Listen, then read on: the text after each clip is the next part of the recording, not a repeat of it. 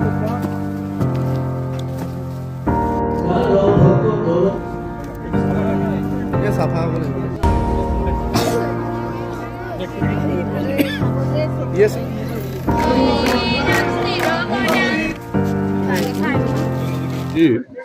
অসমৰ মহামান্য ৰাজ্যপাল ডাঙৰীয়া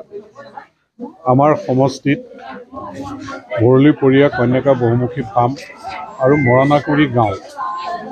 আচলতে ৰাজ্যপাল ডাঙৰীয়া গাঁও চলো অভিযান এটা তেওঁ লৈছে খুব ইচ্ছা কৰিছে গাঁৱলৈ অহা আৰু গাঁৱৰ কাষতে যিহেতু এই ফাৰ্মখনো আছে তেওঁ ফাৰ্মখনো ভিজিট কৰা এটা ইচ্ছা কৰিছে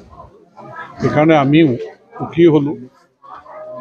কন্যাকা পৰিয়ালৰ ফালৰ পৰা তেখেতক আদৰণি জনালোঁ আমি তেখেতক পাই আনন্দিত আৰু লগতে মৰাণাকুৰি গাঁৱৰ এই ৰাইজেও শিশুৰ পৰা বৃদ্ধ বৃদ্ধালৈকে সকলোৰ উপস্থিতিত গাঁৱৰ যিটো পৰিৱেশ পিঠা পনা পোৱাৰ পৰা ঢেঁকী দিয়াৰ পৰা তাঁতশালৰ পৰা আৰম্ভ কৰি গোটেইখিনি চাই তেখেত বেছ সন্তুষ্ট তেখেতে সন্তুষ্টি প্ৰকাশ কৰি তাৰোপৰি হলগুৰিৰ পৰা আমাৰ আটাইকেইখন গাঁও উজৰা চুক গেৰেলে চুকৰ পৰা আৰম্ভ কৰি এই গাঁওখিনিৰ যি বন্তি প্ৰজ্বলন কৰি তেখেতক যেনেধৰণে সম্ভাষণ জনালে তেখেতৰ প্ৰতি আনুগত্য প্ৰকাশ কৰিলে তেওঁ অতিকৈ সন্তুষ্ট গতিকে আমাৰ স্বাধীনতাৰ পিছত ৰাজ্যপাল প্ৰথমবাৰৰ কাৰণে আমাৰ সমষ্টিলৈ আহিছে গতিকে আমি সকলোৱে সন্তুষ্টি প্ৰকাশ কৰিছোঁ আৰু বিশেষকৈ ভৰলীপৰীয়া কন্যাকা বহুমুখী ফাৰ্মে তেখেতৰ আগমনে আমাক উৎসাহিত কৰিছে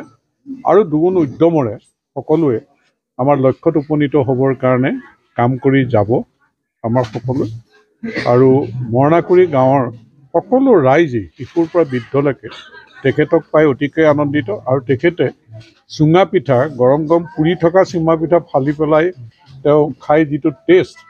তেওঁ যিহেতু গাঁৱৰে কৈছে গাঁৱত তেওঁৰ গাঁৱতো ঢেঁকী চেকি এইখিনি কথা আছে আৰু সুন্দৰ এক বক্তব্যও ৰাইজক উদ্দেশ্যি তেওঁ প্ৰদান কৰিলে গতিকে আজিৰ দিনটো আমাৰ এটা ঐতিহাসিক দিন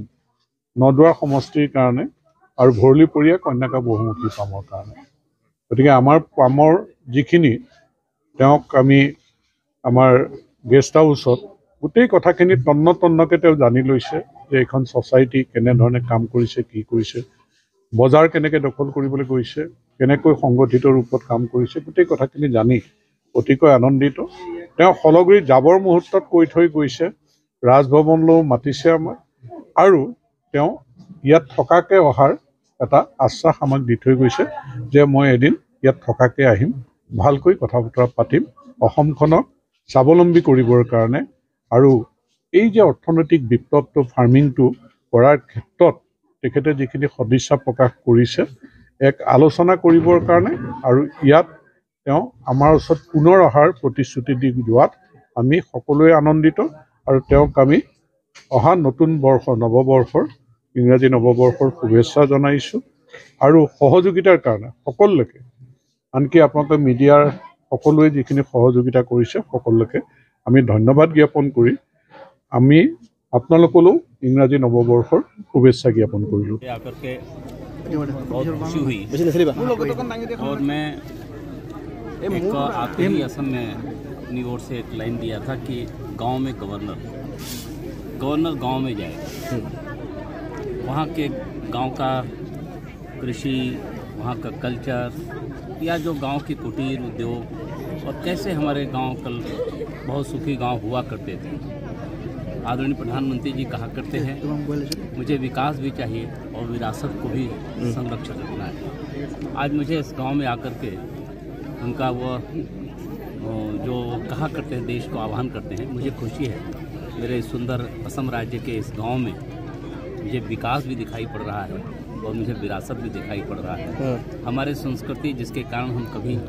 इन कुटीर उद्योगों से हम एक समृद्ध भारत हुआ करते थे फिर मेरा गांव उसी पुराने वैभव की ओर वापस आ रहा है प्रसन्नता हुई गांव के कल्चर गांव की संस्कृति बहुत ही अनुकरणीय है पूरे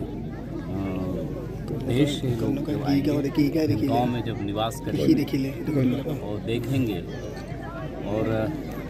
तो उनको अच्छा लगेगा कि मेरा इस असम में मेरी संस्कृति कितनी संरक्षित है